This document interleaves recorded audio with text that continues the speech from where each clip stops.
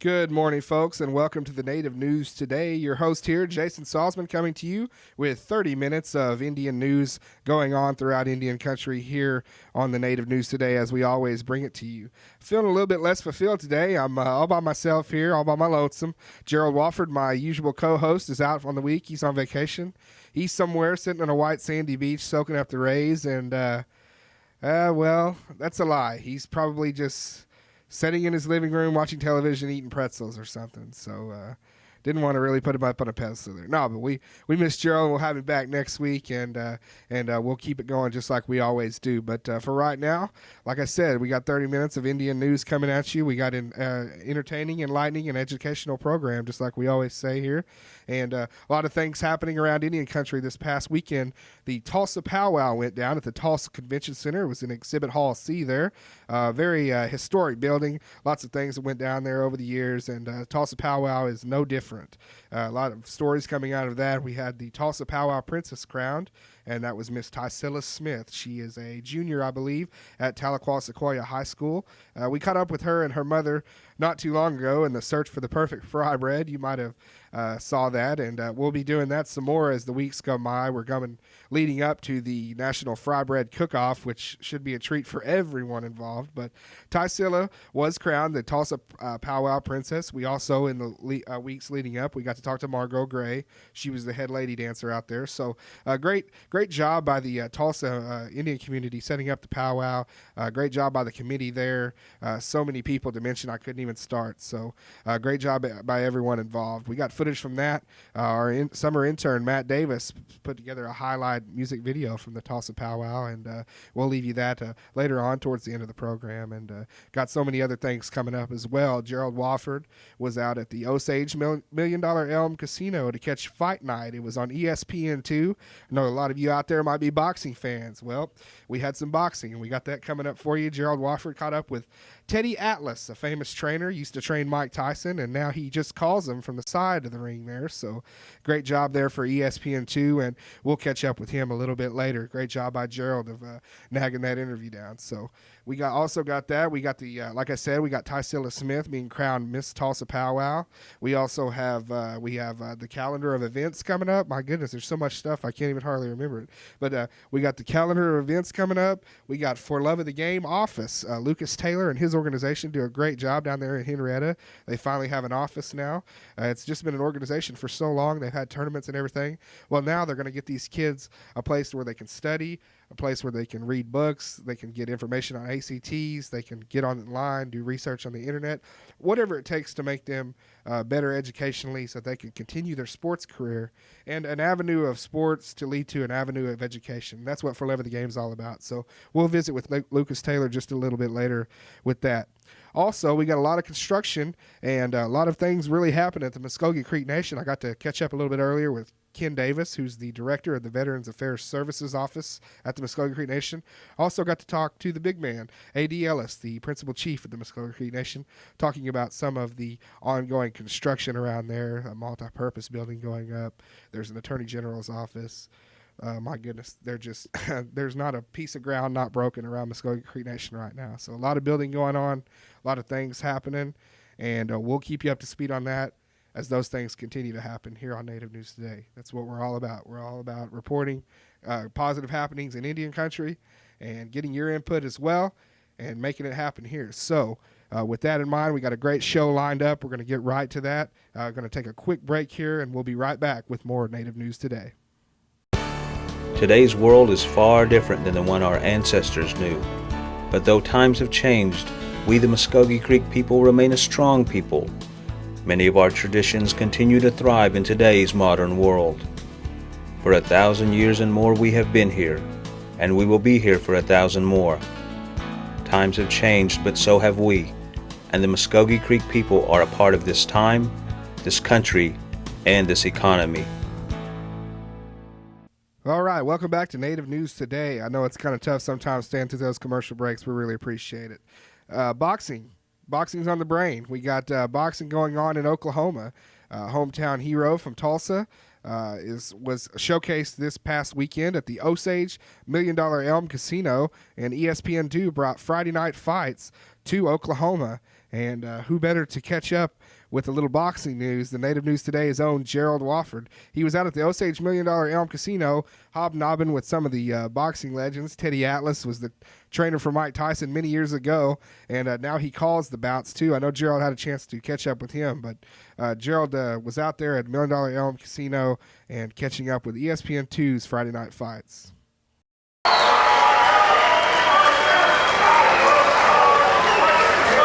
There was electric Friday night at the Osage $1 Million Elm Casino. The casino, with Holden Productions, hosted the Hometown vs. Hollywood boxing card. The main event included Alan Green against Anthony Bosanti. Green won the fight in 6 rounds. A total of 6 fights took place. Of Native American interest was Muskogee Creek fighter Mike Cooper, who stopped Clinton Bonds in the first round of their scheduled 6-rounder. ESPN2 televised the fights nationally, and host Teddy Atlas spoke about the business marriage that Native American casinos and boxing events seem to have. It has been a natural, and again, it's a natural mix with boxing because, you need entertainment and people come to watch boxing, and it fits right in with a casino because the people afterwards will gamble. That's a good thing for the people that own the casinos. There's room for them to stay. That's a good thing for the people that own the casino. And the casino can give incentive to the promoters to come there by giving them rooms and paying them a site fee to bring the people into their casino. So, yeah, it's like Fred Astaire and Ginger Rogers. It's just a natural matchup. Atlas even paid homage to a legendary Native American fighter of the past, Danny Little Red Lopez. Well, Danny Little Red Lopez was one of my favorites, the featherweight champion. He was terrific. Good right-hand puncher, sharpshooter, real tough. What a game son of a gun he was. And, great endurance. He beat guys that really, quite honestly, technically, physically, in some ways, were better than him. They were quicker at feet. They were quicker with their hands. Some ways they were maybe a little bit more elusive. They were able to win the early rounds. But Lopez's greatest asset was his heart, his determination, and he could punch with the right hand.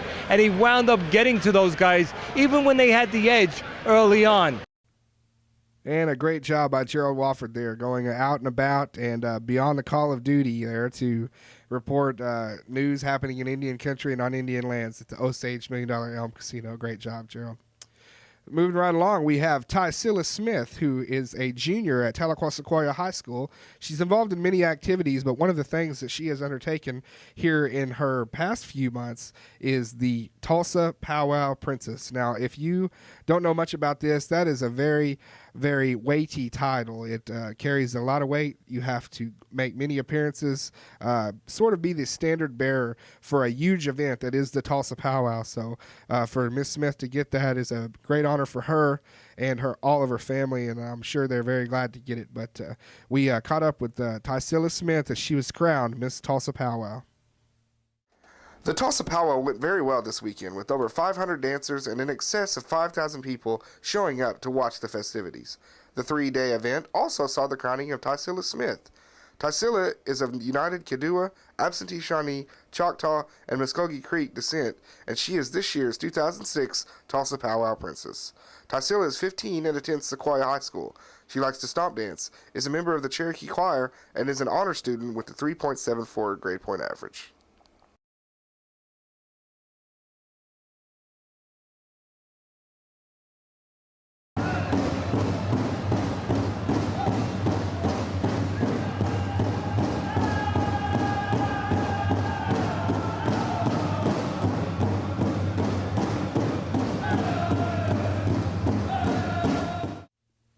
All right there, and another congratulations go out to Tycilla Smith, the Tulsa Powwow Princess for the year 2006. Hey, we're going to go to another break real quick, but before we do that, we're going to leave you with a calendar of events, the Native News Today calendar of events for this week. We roll it over and let you see what's going on out there. If you want to maybe catch a powwow or go out and see a beadwork class or an art class or all kinds of stuff. You never know what's going on, but we like to scroll it over and let you take a look and decide for yourself. So we'll take it to the break with the Native News Today calendar of events for this week.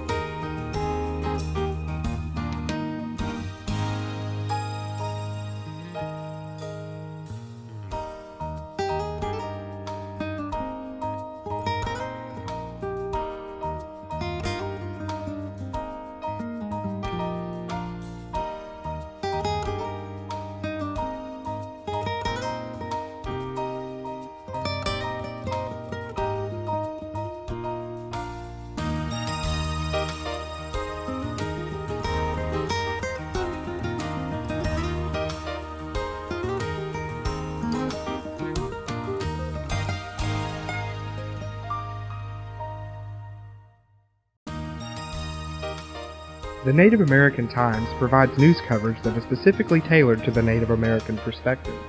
We emphasize an understanding of special issues such as sovereign rights, civil rights, and government-to-government relations. Our staff of reporters and columnists provide a daily digest of news that is often utilized for national outlets such as CNN, NBC News, ABC News, the Los Angeles Times, and many others, because the whole world is Indian country. All right, moving right along here on Native News Today. You know, we like to showcase the positive things happening in Indian country, and certainly one of those things is the advancement of growth and economic development. And one of those things that go hand in hand are with the Creek Nation right now. They are breaking ground everywhere. As I mentioned off the top of the program, you'd be hard-pressed to find a spot on Creek territory these days that doesn't have some sort of construction on it. A.D. Ellis, throughout his administration there at the Creek Nation, has done a wonderful job advancing things, buildings going up at Creek Nation. A lot of proactivity there since his tenure began. So we caught up with him earlier today, as well as Veterans Affairs Services Office Director Ken Davis there at Creek Nation, on a couple of big projects that have been going on that we wanted to talk about and let them showcase here on the Native News Today. What we're here for, just pick your brain a couple seconds about some of the ongoing, some of the big construction sites you got going on in Creek Nation right now, and it's just a little bit of a testament to the way that tribes everywhere are getting proactive and doing more things. But big project right now is the multi-purpose building for the tribe. Talk a little bit about that structure. Okay, well, that's been on my mind ever since I became chief. I promised people we'd create something like that, and the bids are going out this month for construction of it, and we gave them a deadline of May 1st next year. Definitely. So kind of getting them on that, making sure they get it on time. I know we want to see that up by May 1st here at the Creek Nation. Chief, what's some of the things about this building that are going to be offered to the citizens, some of the great things, maybe a few of the logistics about it right offhand? Okay, well, the main thing we need here is a large meeting place. In the past, up to now, we have to go out to college or someplace like that. This building will hold approximately 2,600 people for plays or musicals or whatever we have like that. And also we can use it for stomp dances, all kinds of meetings.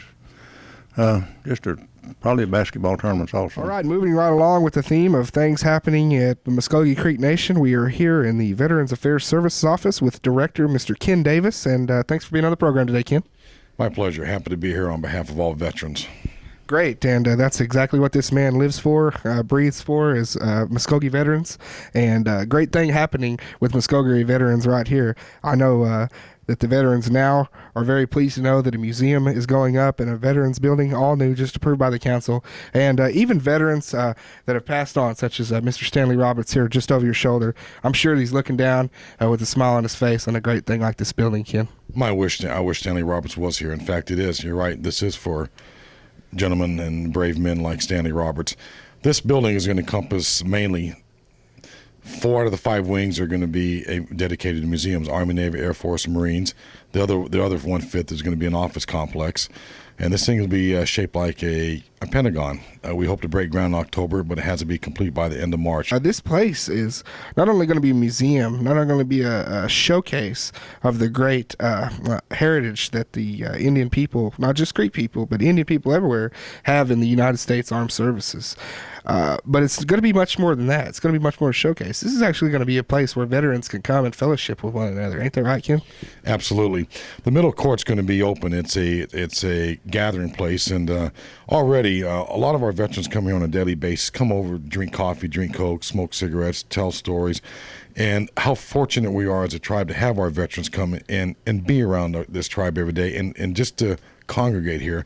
It is a very great honor. It's a privilege to have our veterans come around, and what is very nice is, by and large, most of our veterans come over are elder veterans, World War II, Korea, Vietnam, and I tell you, it is quite a blessing, because these Muskogee veterans truly are wonderful men. They're brave men. They still carry their honor. They're remarkable men. I'm very, very fortunate every day to be around Muskogee veterans. No other place I'd rather be here than with them. All right, always good to catch up with Chief Ellis and Mr. Davis there at Muskogee Creek Nation, and know that they're doing all they can to further the advancement of that tribe. Great job, fellas. Moving right along, we have Lucas Taylor. Mr. Lucas Taylor is the founder, one of the founding members, and he's kind of the head honcho there For Love of the Game. It's based in Henrietta, Oklahoma. They're right on Main Street. They now have an office. So Lucas Taylor's organization, they already put together many, many tournaments. The March Madness tournament that you can find every March, all Indian. They have the Warriors Showcase Shootout for the younger kids. It happens every October. There's also tournaments, baseball tournaments going on throughout the year, softball tournaments. You name it, these guys are doing things for the Native youth. One of the things they also do as well is they take these kids out and they stretch them across this country, not just the state of Oklahoma, but they may take them to Arizona or Colorado, but wherever it takes to take them to fellowship with each other and advance themselves through the game of basketball or through any sport, really. So great job by Lucas Taylor's organization, and now they have an office, and I was able to catch up with him, and he was able to tell me a little bit about that organization at the present and where it's going with the implementation of this office.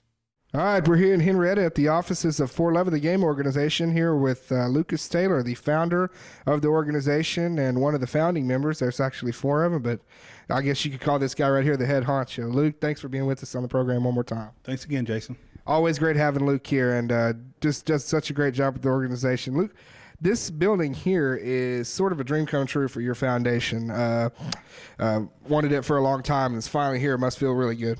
You know, it's when we think back about it, we used to talk. You know, we'd meet in places like Mazio's Pizza Hut and talked about what if. Well, one day we thought, well, let's just stick our necks out there and see what happens. And now look where we're at. You know, we have our own office, and everything's starting to grow and doing more things for the kids. So it's just like you said, it's a dream come true. Talk a little bit about the programs that are being instilled from this office and what you really want to do with it to ensure that they have a bright future.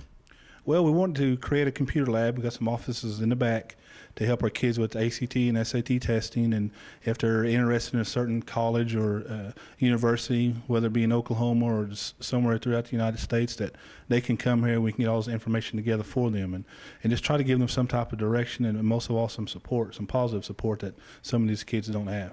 Luke, talking about the future for Love of the Game, it certainly looks bright, the organization here from this office, but like I always say, you know, to look to the future, you have to look at past success and past reflection. And, you know, here just behind us, we got a little bit of a glimpse of that past success here, these big trophies. And that comes from the hard work that you guys put in on the court and off the court with these kids and the time that you devote to them and taking them out to these tournaments. And these here were won at the All West Classic they put on by Amarin out in Denver. I believe it was the 37th year of that tournament. Just a huge tournament. So you go out there and take them out there and do a great job. I was personally out there and was able to go and follow the teams and report on them. But not only here in the office, but you're spreading out all over the place, taking them to these tournaments. That must be nice too. Well, you know, we look at it, a lot of these kids will never get to play for a big-time program. And, you know, what I mean by that is maybe a D1 school or even play at the professional level. And we want these kids to get that experience, what it feels like to go and just play ball, have your meals paid for, your lodging paid for, and have some real nice uniforms and just play ball and just have fun. And that's what we're able to do. And some of these kids will go to college, maybe not to play ball, but it also gives them experience of being away from home. You know, but we did have some good talent that you'll see one day playing in probably in the real March Madness tournament. You know, we had Angel Goodrich. It was a fantastic player from Tahlequah, Sequoia. And last year we had Jenna Plummer, who just signed with the University of Oklahoma. So we got some good talent out there, but it's just giving them an experience that otherwise they wouldn't have. There's some athletes like that people don't really know about, or a lot of our kids don't know about, that happened, you know, a few years back, but it just lets them know that Indians can do it too. And then we can do it just as good as anyone else. So that's exactly right. Luke, for those out there watching this that say that's a great organization, that's something that I need. You know, I got the football skills or I got the baseball skills. Everything's in place. I just need a little bit of direction, and I really need to get a hold of those guys. Tell us how we can reach this organization and help them out.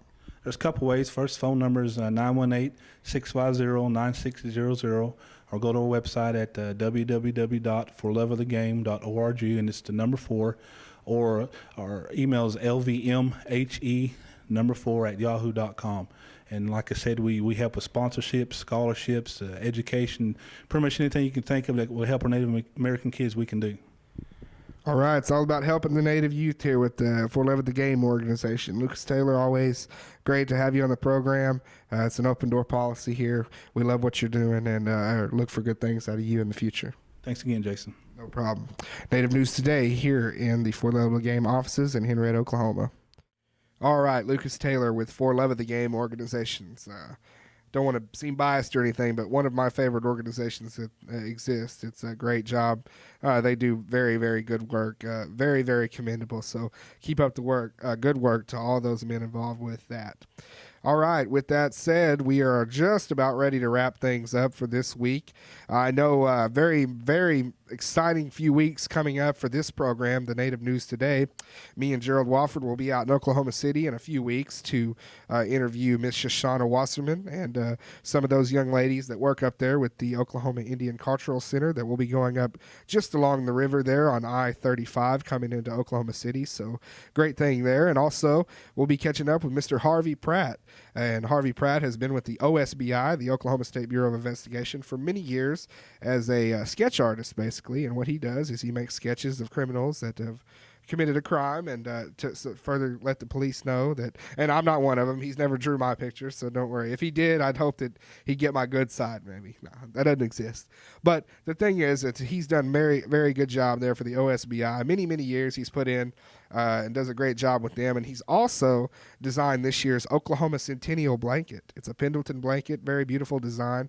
And he's designed that, and we'll be able to talk to him and kind of, I don't know. That's a fun person to interview because you get to a little bit inside on their life. He's done many, many things. He was the 2005 honored one at the Red Earth ceremony in Oklahoma City. So Mr. Pratt is a Renaissance man. He's been many places, done many things, and pretty exciting interviews coming up in Oklahoma City. And as well, next week I'll be heading out to Los Angeles for the Gathering of California Creeks. The Creek Nation recently, not too many years ago, found out that there was a assemblage of Creek Indians in California, and they have gathered. They have made it a solemn vow to stay together, have these meetings, come together, make sure that they remember their Creek heritage. They do everything they can to stay in touch with the Capitol Complex here. Mr. Eli Grayson does a wonderful job out there, and we'll be going out to visit them and bring you back stories from out on the West Coast. Before we leave here, we want to give you a special treat. Our summer intern, Matt Davis, who does a great job, he'll be with us for just throughout this week. He's really been valuable to this team, and we really appreciate all the work he's done. But Matt sat down and did one of our music videos again from the Tulsa powwow footage that we shot. And here's Matt's music video, and hope you enjoy it. Just take what you will from it. It's Tulsa powwow footage.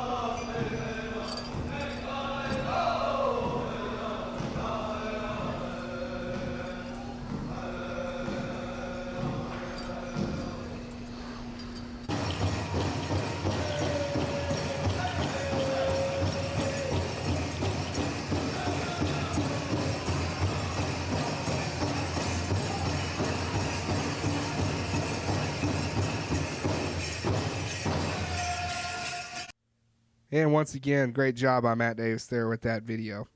All right, folks, hope you had a great time here. Hope you had as good a time as I did. I've just been doing backflips here. It's so nice to be able to get rid of Gerald every now and again. You know, it just seems like he's such a burden sometimes. No, I'm just kidding. We're going to be glad to have him back here next week. We'll have his mug on the camera for you guys to enjoy. So don't worry, he's not going anywhere. Hey, like we always do before we jump off here, I want to give you our contact information. If you have any news out there, anybody you know, any stories you know that you think would be vital and essential to this show's broadcast, you send them in, and maybe we'll put it on. Now, we'll certainly give consideration to everything that's sent in here, but you got to send it in. You got to contact us, and you do that by calling our telephone number, 918-732-7637. You can also reach us by fax at 918-758-0824. Or my email is jsalzman@muscogination-nsn.gov. Or you can reach Gerald at gwofford@muscogination-nsn.gov as well. All right, with that being said, we got a great show here today, and we have many more great shows coming up in the coming weeks. So keep it right here on Cox Channel 3 every Saturday at 11 a.m. for the Native News Today. For right now, I'm Jason Salzman, for producer Josh Lane, summer intern Matt Davis, and for the absent Gerald Wofford, who will be back with us next week.